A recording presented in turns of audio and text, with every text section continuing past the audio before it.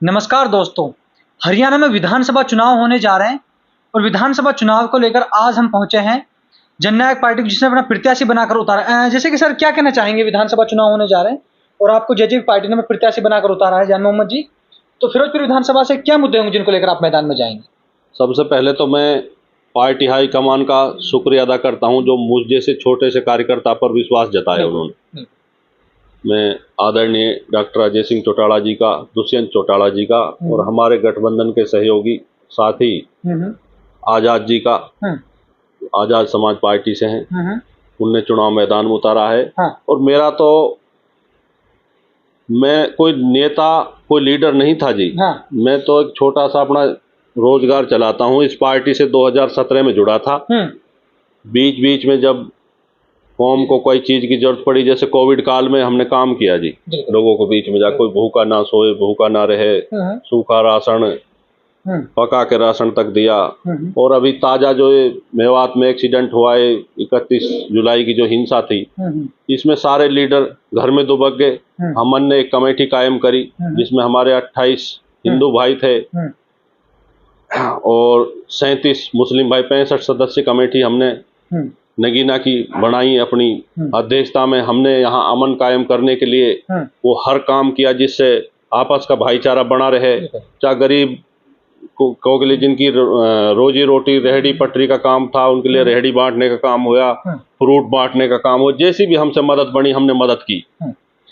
जान मोहम्मद जी, देखो हरियाणा करता भारतीय जनता पार्टी की सरकार थी। भारतीय जनता पार्टी कहती है सबका साथ सबका विकास। क्या वजह रही कि मेवात का और फिरोजपुर विधानसभा का विकास नहीं हुआ है? क्या कहना? मेवात के साथ बीजेपी पार्टी ने अनदेखी करी है। हम उसके सहयोगी थे, लेकिन हमारी बात उन्होंने चलने नहीं दी। जैसे हमने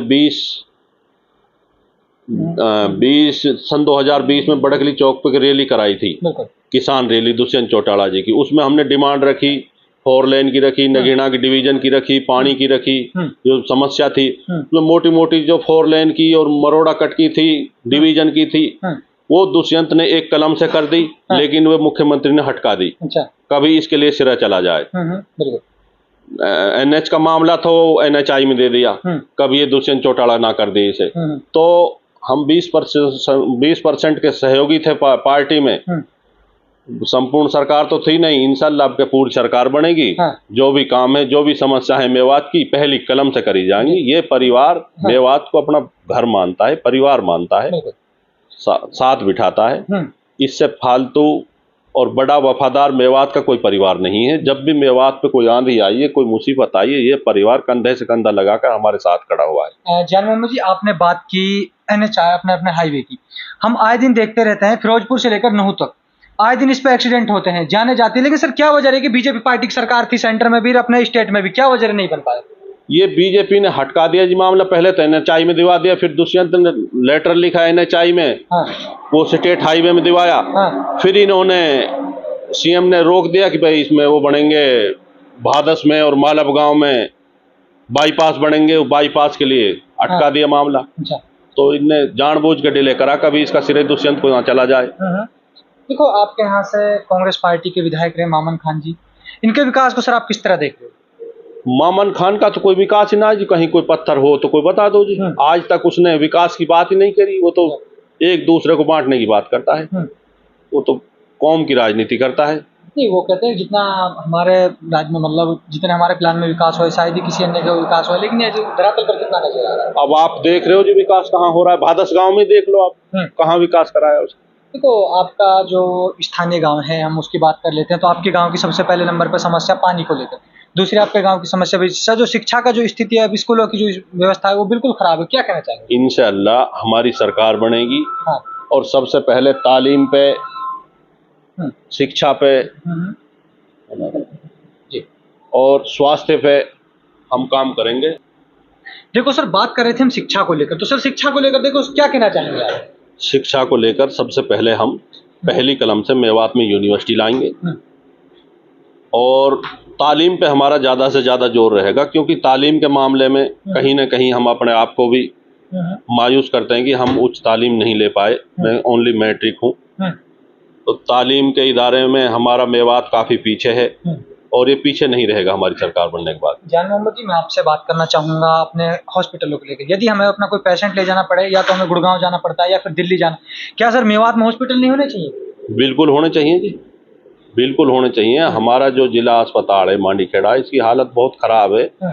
इसमें ट्रामा सेंटर भी होना चाहिए, और भी बहुत सारे हॉस्पिटल बनने चाहिए। सरकारी सुविधा तो है ही ना कुछ। सबसे पहले तो हमारा पहली कलम से जो हमारा मुख्यमंत्री होगा आदरणीय दुष्यंत चौटाला जी, पढ़ा लिखा सीएम बनेगा, और पहली कलम से जो मेवात की जो बुनियादी समस्या है इनको जड़ से समाप्त किया जाएगा। देखो जान मोहम्मद जी, हम बात करते हैं आपसे रोजगार की। आप अपने पड़ोसी इलाके में चले जाएं, चाहे आप सोना चले जाएं, चाहे पलवल चले जाएं, वहाँ पर इंडस्ट्री एरिया, ना ही हमारे अपने जिले नूह में है, ना ही आपकी फिरोजपुर विधानसभा में जो युवा है उनके रोजगार की काफी समस्याओं से जूझ रहे हैं। सर उसको लेकर क्या कहना है? ऐसा है, माननीय उप मुख्यमंत्री दुष्यंत चौटाला जी ने मेवात में एशिया की सबसे बड़ी बैटरी का प्लांट लाने का काम किया रोज का मेव में, और युवाओं के लिए 75% रोजगार का उन्होंने वादा किया है, और वो कानून भी ले आए, और महिलाओं के लिए 50% का। तो ये हमारी सरकार बनने के बाद ये पहली कलम से लागू होएगा। देखो सर, हम बात करते हैं, बीजेपी कह रही थी जैसे कि हमने अगर अब तीसरी बार हमारी सरकार आती है तो मेवात की जो भी समस्याएं खत्म हो पाएंगी। और सर पहले भी कांग्रेस पार्टी करीब 50 साल राज कर चुके रहे ना सर, क्या वजह है पूरा मेवात 70 सालों में इतना पिछड़ा हुआ रहा? ये कहीं न कहीं हमारे लीडरों की अनदेखी के कारण ही रहा है। जो ये काम पे इन्हें ध्यान नहीं दिया, अपनी राजनीति चमकाने पे ध्यान दिया है। आगे से हम तालीम पे भी काम करेंगे, शिक्षा पे भी काम करेंगे, रोजगार पे भी काम करेंगे। जहां जहां मेवात पिछड़ा हुआ है, मेवात को पिछड़ा नहीं रहने दिया जाएगा। हमारी सरकार बनेगी।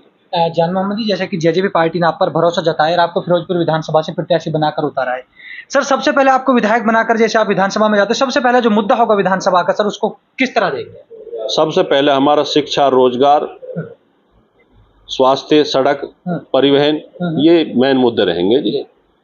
तो जान मोहम्मद जी, फिरोजपुर विधानसभा की जनता को हमारे चैनल के माध्यम से क्या संदेश देना चाहते हो? यही संदेश देना चाहेंगे, भाई हमें वोट करो, हम पे विश्वास करो। मेरे से ज्यादा काम किसी विधायक ने करा हो ही तो बताओ भाई। मैंने कोविड काल में जब जब हमारी जरूरत पड़ी समाज को, हम समाज के बीच में रहे। जब कोई भी नहीं था रोडों पे, हम रोडों पे थे उस टाइम। आप हमारी वीडियो देख लो, हमने सरकार की मदद करी, पब्लिक की भी मदद करी, जैसे भी हमसे बना।